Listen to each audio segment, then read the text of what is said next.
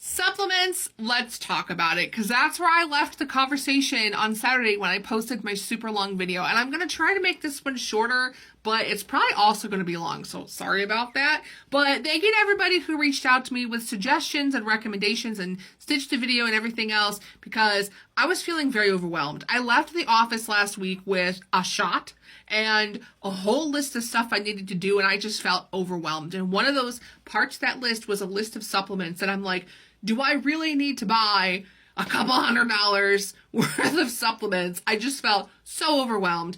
Well, I did actually speak to my doctor this morning. I was able to clear some things up. So I'll tell you guys what I learned.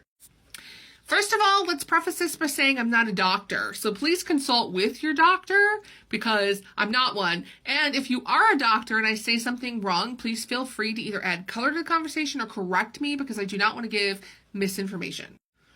Also, I had a couple people message me and be like, I don't care about your weight loss journey. I'm here to see pictures of your dog. I understand. I will still post pictures of my dog, but my health right now is a priority, because if I don't change things, I'm going to die. So I'm going to be posting about this a lot. Enough about that. Carrying on. All right. So first of all, my doctor basically told me that the list of supplements they gave me was these are things you should consider if you're having problems with certain things. So they were able to go through the list and tell me what you actually need to focus on and what will you focus on later when you're in higher doses, or depending on what kind of, issues and side effects you have from the medication.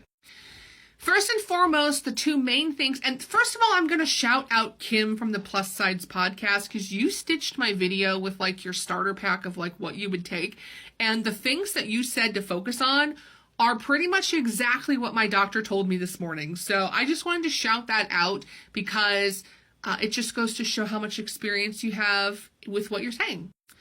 Okay, two main things my doctor wanted to focus on: nutrition and going to the bathroom. Those are the two main areas of focus. So the multivitamin was very important to the doctor, because you are eating less food. That's what this medication does. It makes you not hungry, right? So because you're eating less food, my doctor wanted me to make sure I'm getting all of the vitamins and minerals I should be getting, which is why he recommended a multivitamin. The brand of multivitamin really doesn't matter. Just a multivitamin. He didn't care. He's like, just pick whatever you want. Second thing, they did agree with a lot of you who said to take a fiber supplement. Again, because you're eating less food, you can get fiber through your diet. That's the best way to do it, according to my doctor. But because you're eating less food, you're most likely not going to.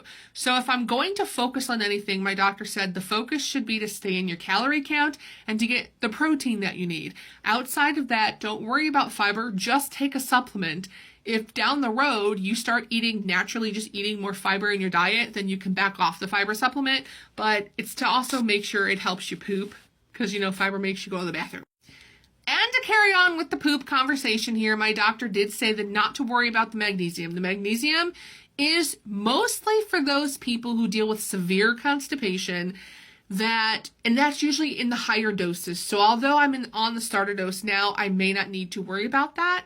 But when I get up into higher doses, I will most likely need the help of magnesium to go to the bathroom. In the meantime, you got your tried and true over-the-counter medications. My doctor gave me some of these samples of Miralax, so good old Miralax, or an over-the-counter stool softener from the Dollar General is what I'm going with. And these are both, sorry for the phone buzzing, these are both safe to take daily, not together. Obviously, you'll end up with diarrhea, but these are safe to take daily according to my doctor as needed. And then when you get into higher doses, if these are not cutting it, that's when you then incorporate the magnesium, which will then help you go to the bathroom. Everything else on the list, my doctor said don't worry about. Just have the list, keep it handy. As you have side effects pop up on higher doses, we can revisit the list and see what we need to add to the mix. Also, because apparently, depending on what dose you're on, it could go either way. You could be super constipated on one dose and have the runs on the next dose. So no one knows. We will find out.